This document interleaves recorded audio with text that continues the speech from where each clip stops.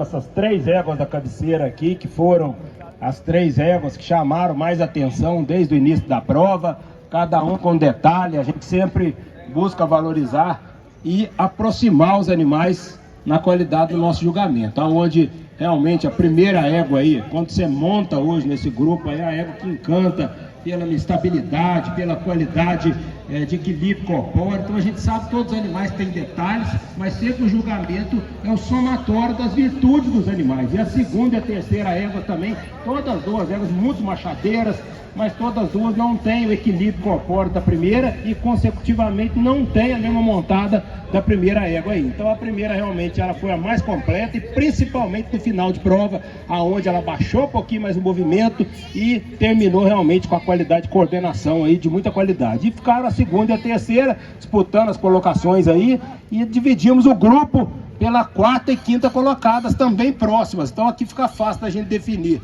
as 3 da cabeceira, quarta e quinta num grupo e sexta e sétima no outro grupo, pela qualidade da distribuição dos tempos de apoio, e que consecutivamente interfere nitidamente no item comodidade. Então as duas que pecam mais na montada foram a pampa e a castanha. Porém, a pampa ainda tem suavidade melhor no movimento, mesmo que a égua castanha até articule um pouquinho mais a perna que a pampa, mas a pampa tem um anterior melhor, ela é mais suave, a chegada da mão em relação ao solo, ela é mais discreta, ela é menos vertical no movimento e está com um grau a favor no adestramento. Então está com o cômodo melhor, está com a montada melhor, está com a mão mais solta e está com a vantagem, sem dúvida, hoje na atitude mais natural. Por isso a nossa definição. Pode parar a castanha. Muito obrigado. Aí chegamos no grupo aí das éguas da quinta e sexta colocações, aonde a gente já encontra aí um degrau pela dissociação. A égua Marília é melhor distribuída nos seus tempos de apoio, então ganha na dissociação, mesmo que a Marília também está carecendo ainda de ajustar. A égua que a gente vê que ela está com pouco tempo ainda de preparo, ela está invertendo um pouquinho à frente, mas ela tem um gesto mais apurado e a perna dela articula mais. A égua pampa ela é mais lenta na troca do apoio e o posterior dela carece de articulação e de engajamento, trabalhando mais fora da massa. Então ganha no diagrama, ganha na reunião, ganha na dissociação e ganha na montada aí. Sem dúvida ela tem que superar a égua pampa. Pode parar a pampa? Muito obrigado. E aqui ó, as duas éguas no grupo aí, a Baia e a Marília, aonde não vejo diferença na dissociação. Duas éguas de muito cômodo aí, essas duas éguas são macias, mas todas as duas carecendo de melhor reunião ainda hoje. A égua Baia hoje terminou a prova com o posterior mais discreto. A égua da quinta colocação, ela está verticalizando um pouco o movimento hoje do trem posterior. Pode observar que o jarrete dela no final começou a subir um pouco, e muito em função da atitude dela. Quando ela inverte a frente, a perna está subindo. Então travou a coluna, é a vantagem da égua Baia, que está mais discreta de perna, o jarrete dela está mais suave o movimento e está com um grau de reunião um pouco melhor. Não tem diferença na montada, não tem diferença na qualidade da dissociação, mas a diferença é o quê? Na postura da baia e principalmente no movimento, que ficou mais suave, tanto da chegada da mão e principalmente do trabalho da perna, que deu um pouco mais de estabilidade corpórea. Por isso a nossa definição. Pode parar a quinta, muito boa de sela também. E a pampa, quando comparada à égua baia, a gente começa com a vantagem ainda na atitude melhor da pampa.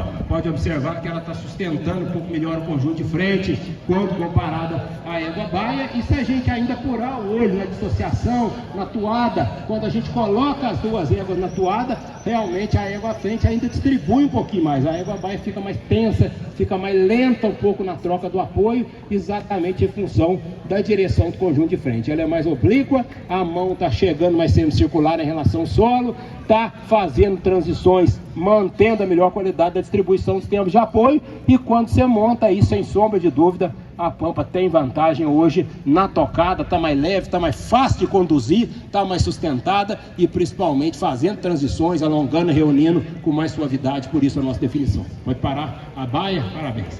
E 2 e 3, aí as duas éguas, aonde aqui eu não considero que tenha até diferença na montada, são muito próximas aí, a égua 2, a segunda e a terceira colocadas, mas a gente começa a vantagem na reunião e principalmente no movimento posterior. Então se a gente falar das 3 éguas, a égua que terminou com a perna com mais potência, colocando o posterior mais à frente, sem dúvida foi a primeira. E a segunda, ainda mais engajada um pouco em relação à terceira. A terceira, ela pisa um pouco mais atrás da mão. Se a gente observar aonde o anterior dela vai e o posterior, você observa que ela pisa mais, dá mais reto pegada. Então a segunda ainda leva mais a perna, mesmo que ela carece um pouquinho mais de força no posterior também, mas a eficiência do movimento dela é melhor. O posterior trabalha mais dentro da massa, ela coloca esse posterior mais dentro da massa. Então, muito próximas na montada, todas as duas, a égua de segunda no final, ela projetou um pouquinho o centro de gravidade, tendeu a riar um pouquinho, a pampa também escorando um pouquinho na embocadura,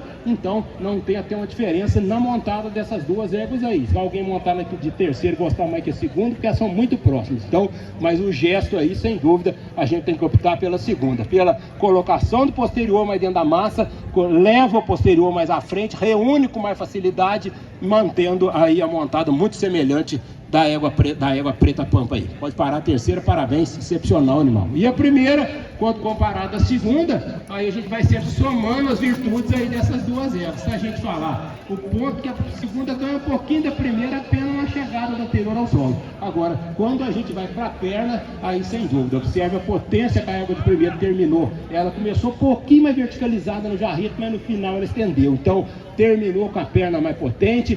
Vantagem da primeira na atitude, se a gente observar a direção do conjunto de frente da primeira, ela apoia, ela sustenta por si própria e ela é mais leve de boca. Então quando você monta, aí eu montei logo em seguida numa relação à outra. Então você monta nas duas, você vê a diferença nítida da primeira. Ela coloca o cavaleiro nesse centro de equilíbrio. A segunda, o cavaleiro já tem que ajudar ela, porque ela tem a tendência natural de projetar o centro de gravidade para baixo. E é só observar a estabilidade corpórea. Então a égua de primeiro trabalha com os membros e mantém o tronco mais parado. E essa mexida no tronco passa na montada. Então, as duas éguas muito dissociadas, diferença não é diagrama, diferença é o quê? A altivez da primeira, a perna mais potente, a estabilidade corpórea, e isso fez a diferença na montada, por isso a definição da primeira em relação excepcional à égua aí da segunda colocação. Pode